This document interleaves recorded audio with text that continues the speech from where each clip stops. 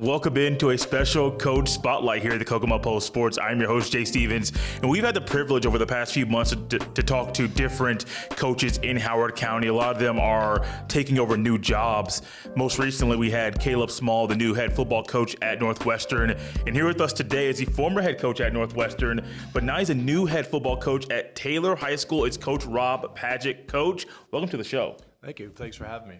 You are a person that is no stranger to sports fans in Howard County. You're an Eastern High School grad, started coaching there as a volunteer assistant, and you coached at Western, coached at Northwestern. How does it feel right now to be the coach at Taylor High School? I'm ecstatic that I'm there, but I'd be lying to tell you if 5 years ago I thought my career would lead me back to Howard County and not alone Taylor High School.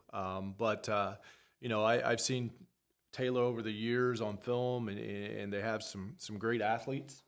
And I think we can do some really good things there. We got to change some culture and do some things like that. But I think it's a great opportunity with the athletes they have and playing in single A that, with some hard work by the players and the coaches, that we can turn that thing around. Turning the thing around is one thing that when I was looking up and doing some research for this interview, I realized that the success at Taylor hasn't been there of late. It's been a long time since they've had a winning season. A season of over 500. And you're coming in right now, and we talked a little bit earlier about my introduction to Howard County, my introduction to Taylor football, and I'm used to 6A football from being down in Indianapolis. Coming to Howard County, the biggest school's 4A, Taylor's the smallest, which is 1A. That's out of the norm for me. And then seeing the numbers and then seeing really the lack of success, it's a challenge here right in front of you. How are you going to attack the challenge of building and creating the right culture at Taylor? Well, I think the first thing is, you have to change the attitude. And if anything, I tend to have a little bit of swagger. So we had our first call-out meeting. We had 50 kids. Nice. And if you can get 50 kids to come out and stay, now just because 50 kids signed up doesn't mean you're going to get 50 kids on the first day. But we're gonna try to get them going. I got to hire a good coaching staff, and I've actually been lucky enough. I hired my old high school coach, Willard Rice, who was a longtime head coach at Kokomo High School. He was retired, and I had to prod him a little bit, but I pulled him out of retirement. Now he's excited. So, we want to surround these kids with great coaches. We want to surround these kids with great enthusiasm, and we've got to change the mindset there. I've been at several schools, even Northwestern. When I got there, the mindset was incredibly bad, and unfortunately, we were on the verge of turning things around there. And whoever takes over that team this next year should have a very successful season on what we built thus far. But that's what we want to do at Taylor, and I think we're athletic enough to do that. I think our schedule lends itself that we can have a fairly quick turnaround. That's not saying we're going to go undefeated, but I think we certainly can do some things. In my mind, I don't think there's any reason we shouldn't be 2-0 after the first two games. And people say, "Oh man, you don't want to make your opponents mad." Well, I don't care. It's about us. I think when you coach at any level, you have to worry about your team. You can't worry about other teams. And the one thing that I've learned the longer I've coached, it doesn't matter how hard you coach or how good of a job you do coaching. If you don't have dudes, it's hard to win. Well, from what I've seen through these first couple of weeks in the weight room and some of the kids walk around the building and going to a couple of basketball games, Taylor's got some dudes. They got some kids that are very athletic, they can play.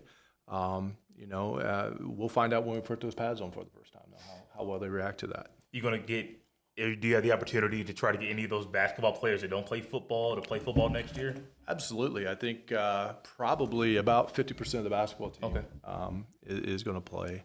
And so that's really, really good. And those kids were great. And Coach Walnell and I go way back all the way to the Arlington days, which was kind of how I got into this. Those guys are going to play. They're athletic. They can run. They're just young. And, what I'm finding out is not only just the players, but even some of the people around the school, they just don't know what they don't know.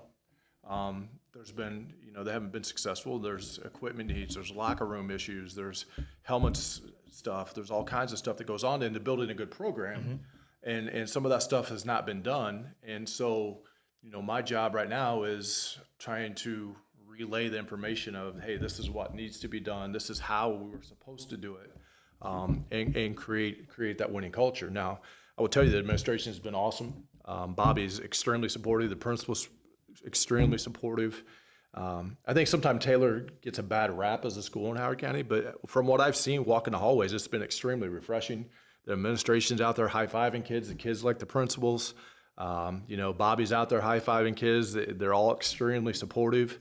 And that's a huge breath of fresh air for me because I haven't necessarily had that in the past. Every time I talk to Bob Wannell, the AD and basketball coach at Taylor, for those that may not recognize the name, he's talked about the reputation that the school has in Howard County. And I don't prompt it. I don't say anything about it. He just says, we're trying to change what the viewpoint is of our school. And I like that you two not only have the history going back to Arlington, we're going to get there in a second, but also have the mindset of changing the way that Taylor is viewed in the county. And I think with you guys being on the same page, you guys have a good shot of accomplishing your goal. Well, absolutely. I mean, for better or for worse, a lot of times schools are seen by the public by how they perform athletically. I don't know if Western or Northwestern or these other schools are necessarily better academically, but they've been better athletically. And so, if you're a family that has an athlete and you're moving to Howard County, they're going to ask, hey, who has the best football team? Who has the best basketball team? And all those kinds of things. And that's typically where you're going to move your child, right? But I will tell you what I've seen in the hallways of Taylor and what I've seen the teachers do in the classroom. It's a great school academically. The facilities are take a backseat to nobody. And, they got good kids walking the hallways. The kids are upbeat. Everybody's doing what they're supposed to do. It's clean. I just don't know where this perception is coming from. Coach, I was looking at some things with you going back a ways and saw you were the Howard County Offensive Player of the Year in 1984 and Eastern grad in 85.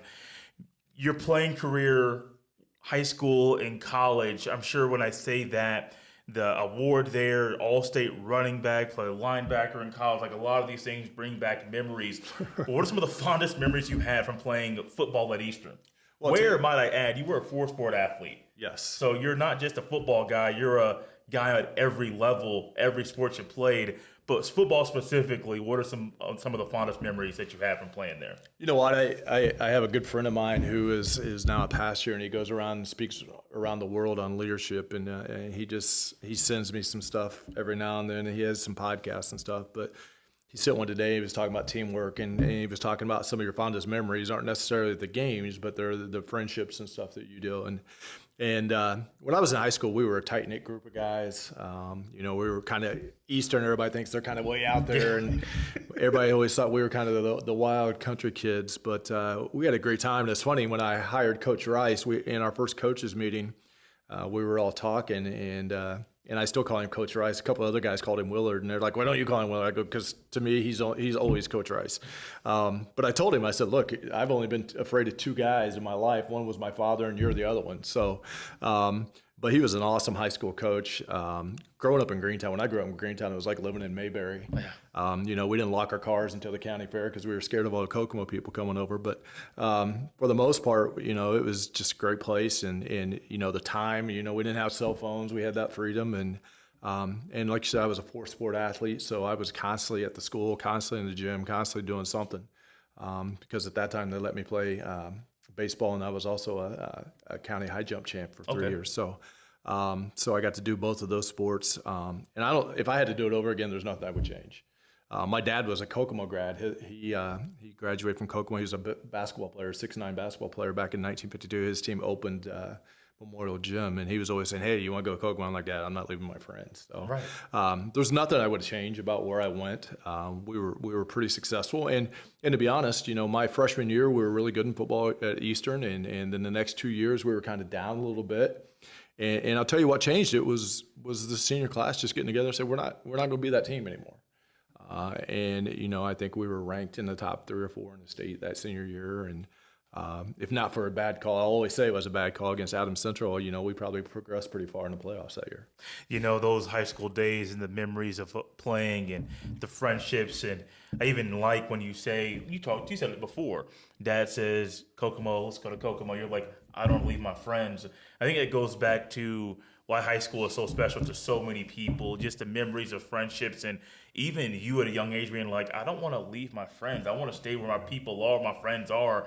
And being able to play 4 sports, I don't know if coaches nowadays would allow a baseball player to do also track, where you're basically only coming in for the games, because on games would be track practice, and then sometimes you have a track meet and a baseball game at the same time. So it's like, which one do you do? And everyone's like, how do you do it? How do you do it? And I don't know how you did 4 sports back then, but let us know, like, how did you manage the 4 sports and to be academically eligible at the same time?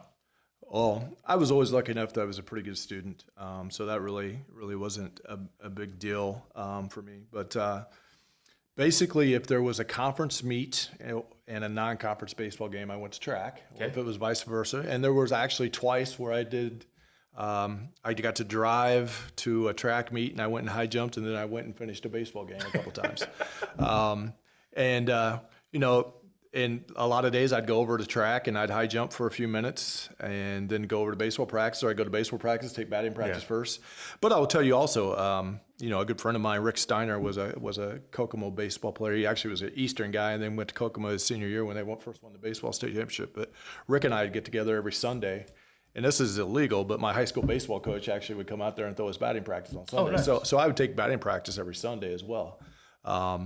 But playing 4 sports, you never really got out of shape. That's true. That is true. And you go straight from football, you go to basketball, and then when basketball season's over, I'd usually take a week off and then get into that. So I was able to do that my last 2 years. I actually played baseball all through Little League, and I was lucky when I was a kid in Greentown. We had really good Little League teams. We were like the town and country state champions 2 or 3 times. I think a lot of that, though, a lot of us were big for our age, and we kind of just went out and dominated. But then I got in high school, and I didn't play baseball my first 2 years. And then the baseball coach asked me if I'd play again, and I said, only if you let me do track, and because I'd become a pretty good high jumper. And so they said yes. I said, okay, I'm in. And again, I wouldn't change it for anything in the world. It was awesome. So, and even today, if I had a kid that could do that, I obviously would want them to do that. Kids playing soccer are like, hey, do you need a kicker? Absolutely, come kick.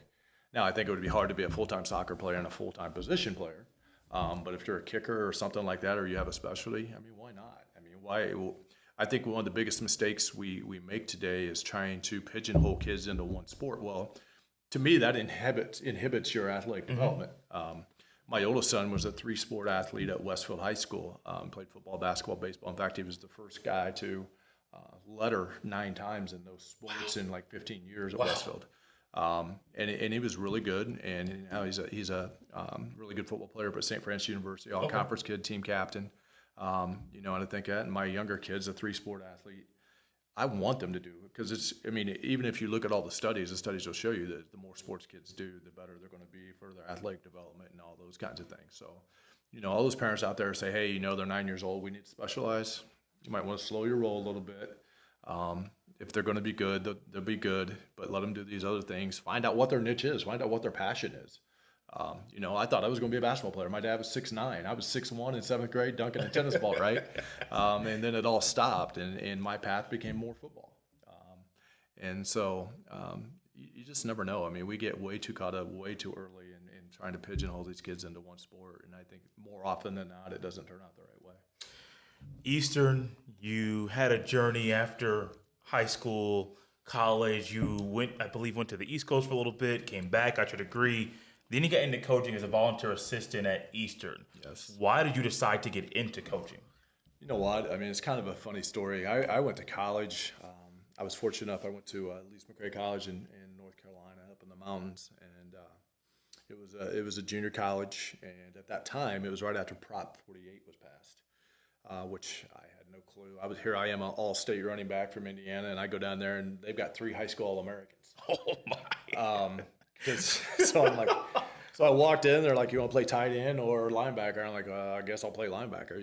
But we were really good. We played for a national championship while I was down there, and again, it was a great opportunity. Met some great people. Yeah. And really, I tell kids all the time, go more than 4 hours away from home because you got to grow up. Mm-hmm. And back in those days, we didn't have the cell phones, we didn't have all that kind of stuff. So once you were there, you made that one collect call home a week, and that was about it. But it made me grow up a lot, and it was a great experience.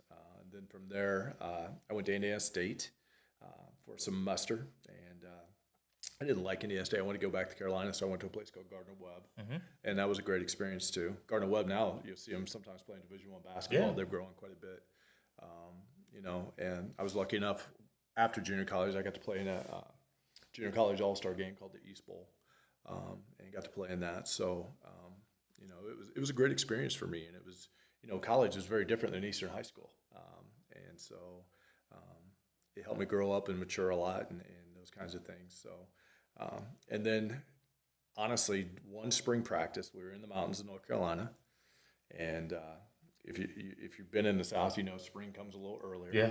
And it was probably a 60, 65-degree day, and the sun was shining, and there was still a little bit of a chill in the air, and I'm just standing there breathing it all in, and I just looked around. I'm like, God, there's no place else I'd rather be. Yeah. And that day I decided that I wanted to spend my life on a football field. When I first went, I wanted to be a stockbroker and make millions of dollars by the time I was 30 and be supermodels and that kind of stuff. And, but that day, for whatever reason, it just hit me. This is what I want to do. And that's what I've been doing ever since. So you from Eastern, you coached at Western, but under Jim Plummer. Yes. You coached at Sheridan under Bud Wright. Yes. Coached at North Central under Al Harris. All three of those guys are in the High School Football Hall of Fame. Got to cover a game a year ago from Bud Wright, 2 games actually. And that Sheridan team is so disciplined on both sides of the ball, even special teams. And I don't know if it was back like this. I'm sure it was like this back then. But I was very impressed that even at his age currently, he is still able to get the young 15, 18-year-old young man to listen, buy in, and to be disciplined. But I'm sure in the discipline era of Bud Wright and Plummer and Harris, you learned a lot from those 3 men. They even help you to this day. What lessons did you learn back then from coaching with them? You know what? All 3 guys, I think I learned different stuff from all of them. Jim Plummer was, in fact, all 3 guys I still talk to quite a bit. Coach Plummer called me when all this stuff happened. In fact, Coach Plummer's son just texted me the other day, and Coach Wright and I talk. Coach Wright's one of my best friends, and we talk probably once or twice a week. Coach Harris is now retired down in Florida, but he's kind of like grandparents to my grandfather, Paul, to my boys, and that kind of stuff. Each guy was a little bit different, though. Coach Plummer was really, really good at getting kids to play. He got kids out. He kind of made it fun.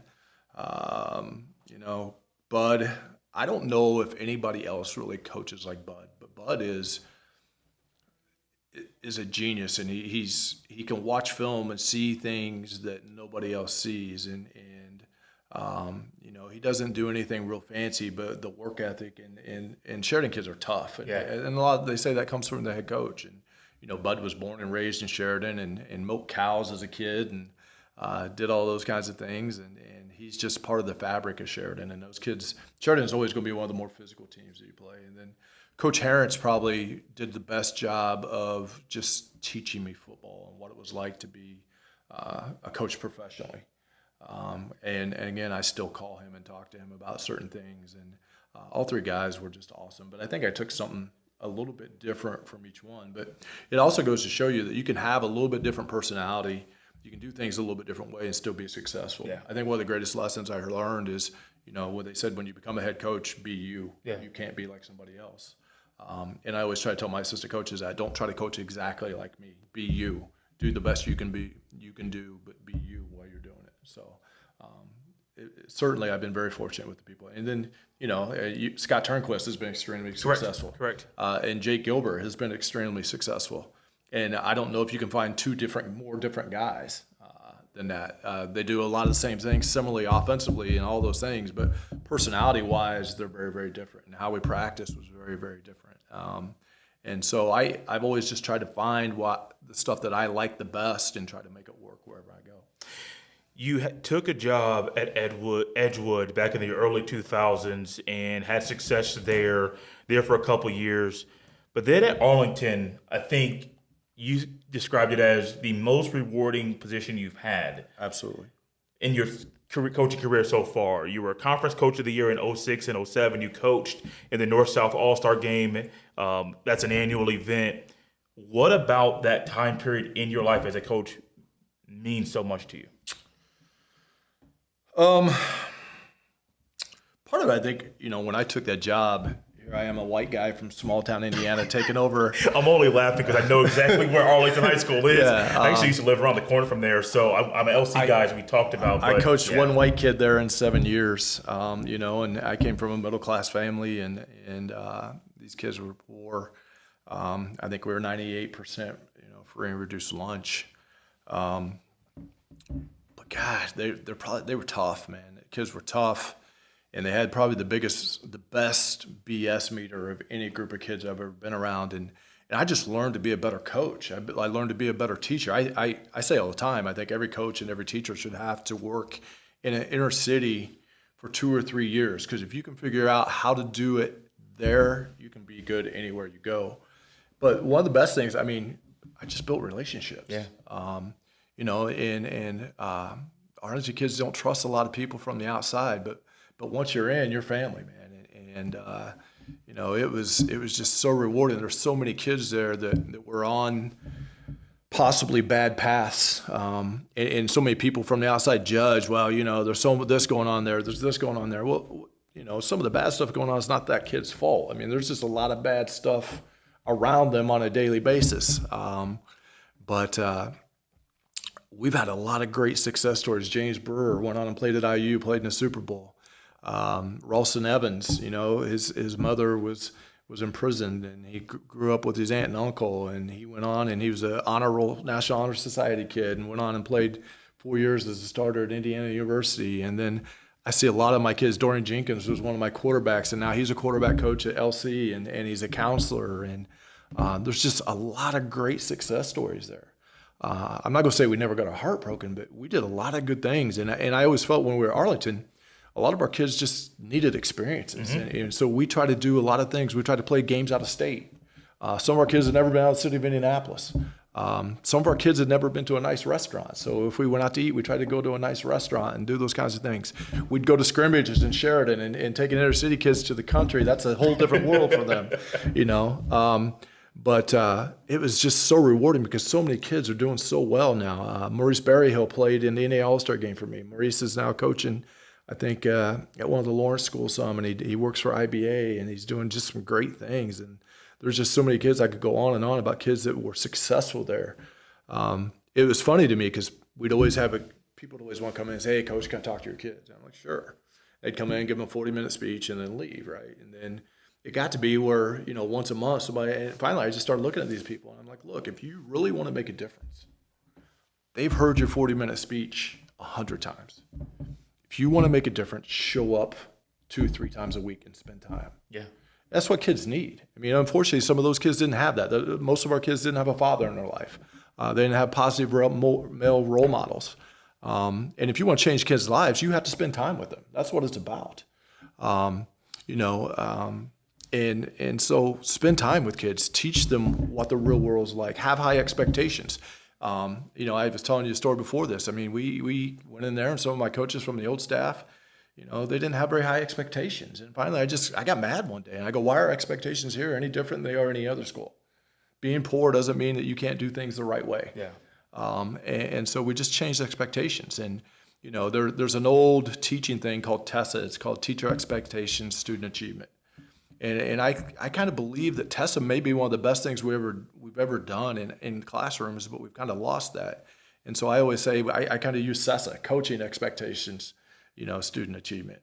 And if you set high expectations, more often than not, kids will rise to those expectations. I love hearing stories like this from people that figure out, they say they're not from the inner city, but they're working with kids from the inner city and realize we got to spend time with these young people, with the youngsters. That's really the big thing.